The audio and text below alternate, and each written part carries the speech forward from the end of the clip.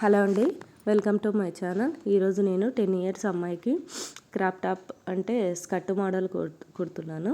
దానికోసం నేను ఇక్కడ 2 మీటర్స్ క్లాత్ తీసుకున్నాను. ఇది పన్న చాలా పెద్దగా ఉంది కాబట్టి స్కర్ట్ మనకు చిన్నగానే కావాలి.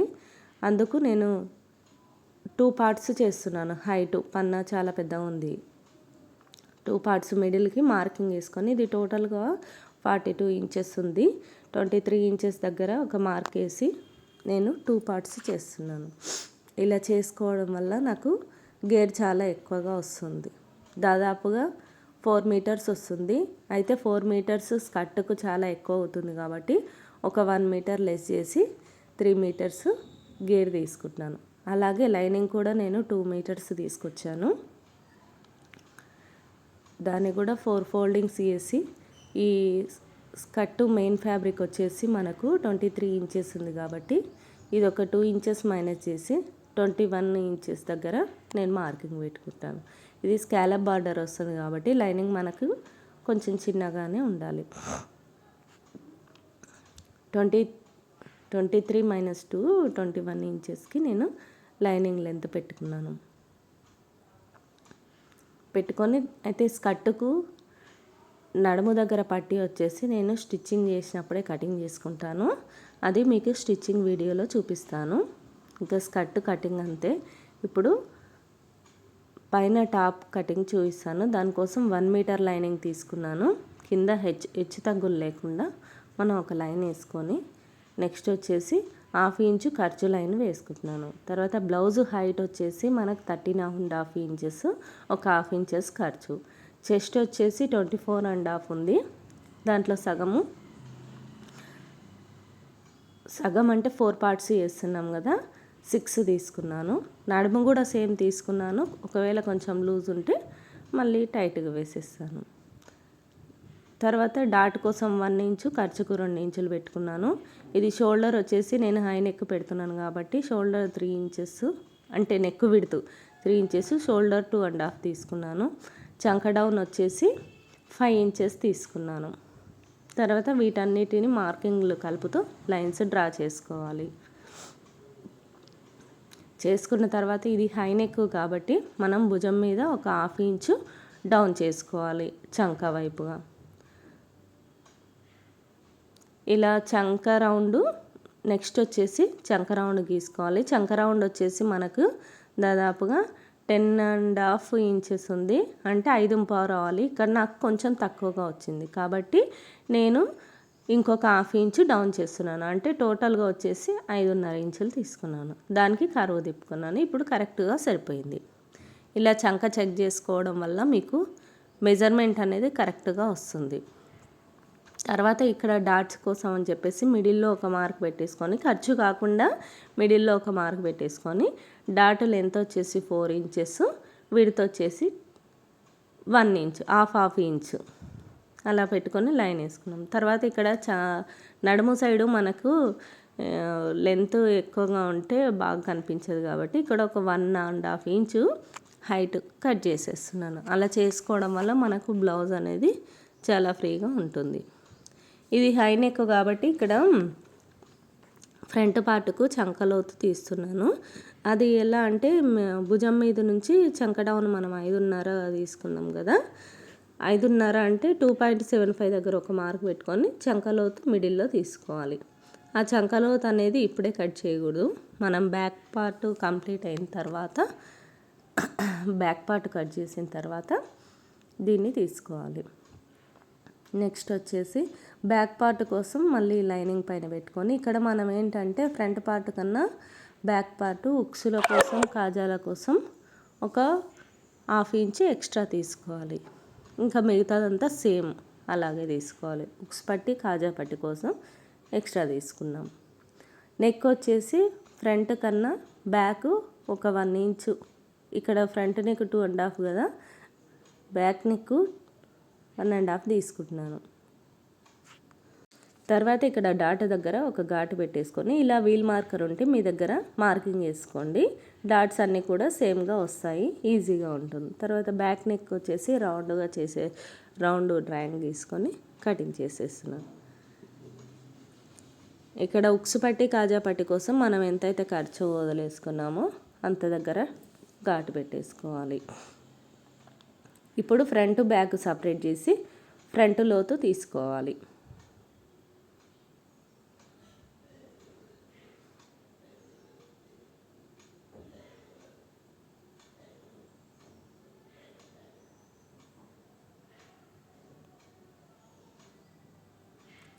నెక్స్ట్ వచ్చేసి ఇప్పుడు లైనింగ్ కటింగ్ అయిపోయింది. మెయిన్ ఫ్యాబ్రిక్ నాకు ఇలా ఫ్రంట్ పార్ట్కు డిజైన్ ఇచ్చాడు.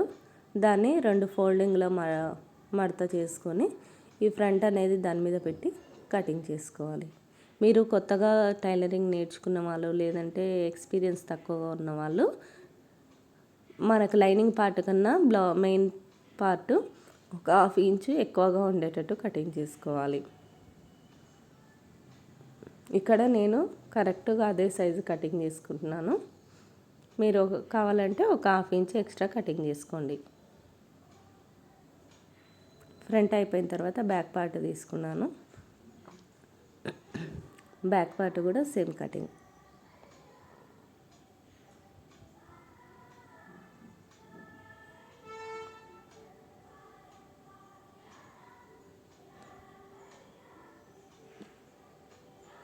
హుక్స్ పట్టి కాజా పట్టి కోసం బ్యాక్ ఓపెన్ చేస్తున్నాను.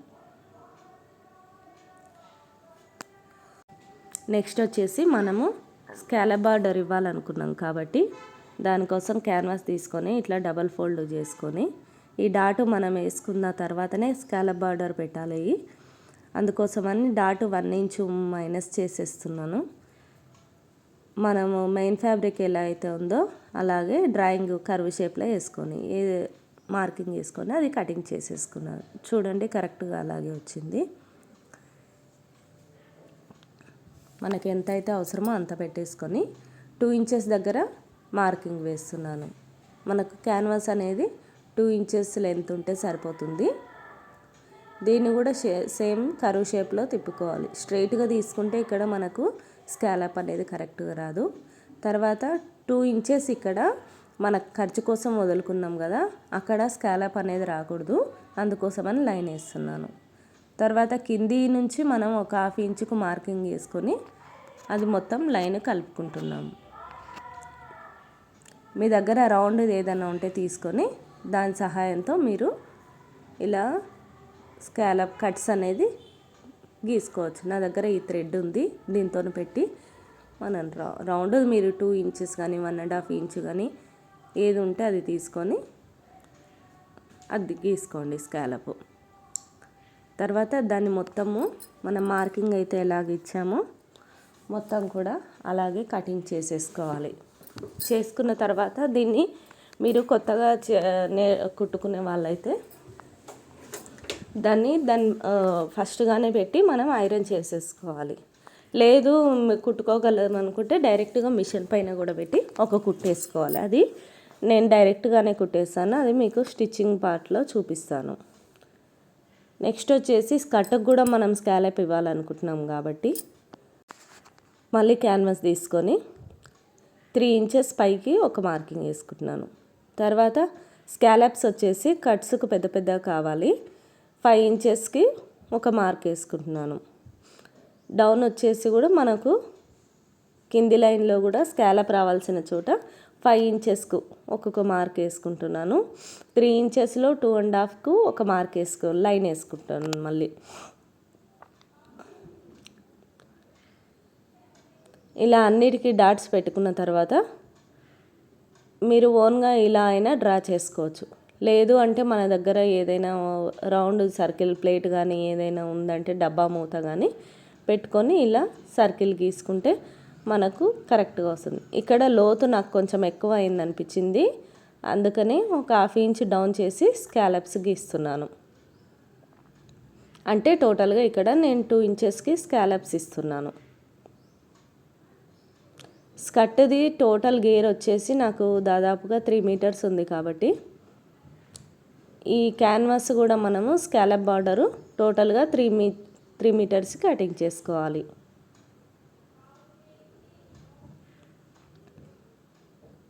అంటే నాకు ఇది 1 మీటర్ క్యాన్వాస్ ఉంది, 3 మీటర్స్ 3 టైమ్స్ తీసుకుంటున్నాను. ఇలా తీసుకున్న తర్వాత 3 ఒకదానిపైన ఒకటి మార్కింగ్ ఇచ్చుకున్నది పైన పెట్టుకోండి. మార్కింగ్ లేని కింద పెట్టుకొని మీ దగ్గర గుండు పిన్నులు ఉంటే వాటి సహాయంతో ఇట్లా ఫిట్ చేసుకోండి. గుండు పిన్నులు పెట్టుకుంటే మనకు కదలకుండా షేప్స్ అన్నీ కరెక్ట్గా వస్తాయి. చూడండి ఇలా పెట్టేసుకోవాలి.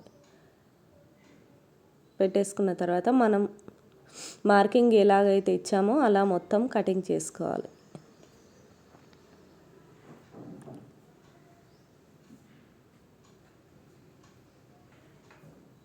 కటింగ్ చేసేసుకున్న తర్వాత మనకు దీని కటింగ్ అనేది పూర్తవుతుంది. దీన్ని కూడా మీకు కావాలంటే ముందుగానే ఐరన్ చేసుకోవచ్చు. క్యాన్వాస్ అనేది అతుక్కుంటుంది. లేదంటే డైరెక్ట్గానే స్టిచ్చింగ్ చేసుకోవచ్చు. ఇదండి కటింగ్ వీడియో. నెక్స్ట్ వీడియోలో స్టిచ్చింగ్ చూపిస్తాను.